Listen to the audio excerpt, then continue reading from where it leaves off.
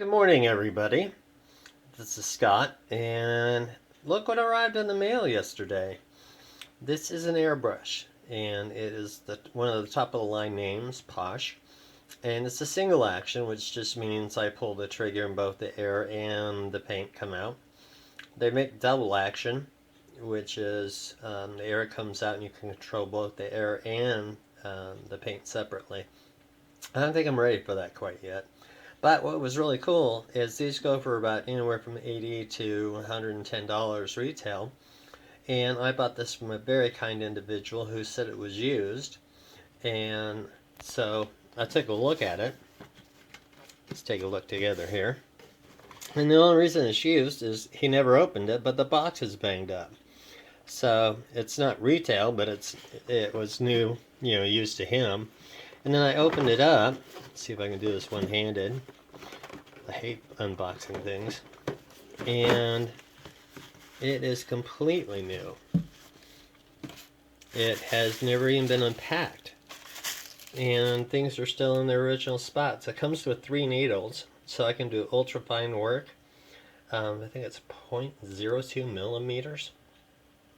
So really detailed stuff. My other one is a Badger, which just sprays out a big old swath of paint, which is okay, because on the next model, that's what I need. I need to cover up a lot of plastic and not so much detailed work.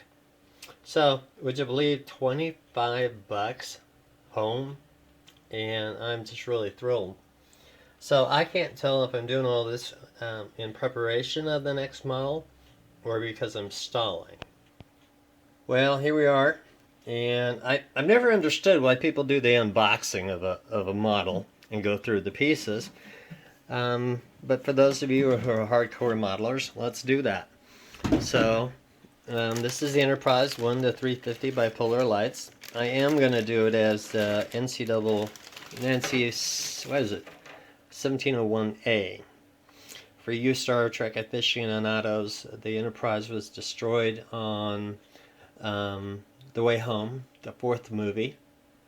It was destroyed actually in the 3rd movie, The Search for Spock. And so when they arrived back home at Starbase, they took an older decommissioned Constellation class, the Lexington, and converted it to the Enterprise. And it was the first Enterprise to have a letter after its name. So this was the A. Going through all the new series, the Next Generation, Deep Space Nine, USS Enterprise. I think they're up to the E series, but this was the first alternate from the movie. So unpacking, you just saw earlier the disc. Here are the nacelles, or engines. What else we got here? Here is the main hull, bottom hull. You've got your secondary hull. That's actually going to be where the, what is it? The shuttle bay is. And then, here's parts for the shuttle bay. Here's clear parts that'll be for the engines and the center deflector dish. Here's the housing for the center deflector dish right here. All packaged up. More center plastic pieces for the windows. Pretty cool. There's the base. And what's going to be fun with that is that's what she stands on. But look underneath. And there are going to be parts for it. I can feel it, but I can't see it. Oh, a middle, I don't know if you can see it, a middle post. So it takes quite a bit to hold this thing when it's done. And then underneath here, oops, don't want all that to fall over. We all know this part from the movie. Those are the fairings that the engines sit on. These are the Aztec decals. And I don't want to get into all that because they are pretty elaborate, but it gives you that paneling effect on the dish and the larger body parts. Where it looks like it's made up of 1,000 little pieces, and each panel looks a little bit different. That's actually called Aztecing. And so you put in you kind of put these decals down. Then what you do is pull back some of them, paint it, then pull off the next layer, paint it, and then finally the last layer, paint it, and then put over on top of it a pearlescent white. And it gives you that kind of shimmering look of multi-panels, which is an amazing look but very time consuming. We're also lighting this monster, and I don't want to unpack all that, but we are also doing the photo etched. And so basically you're removing some plastic pieces and replacing them with brass pieces to super detail it. Let me see if I can show you these.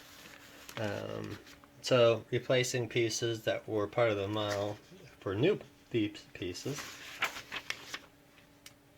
It's going to be pretty in-depth. I think the one that really kind of shows up the best, if I can get to it for you. Bear with me here. Well, so look at that.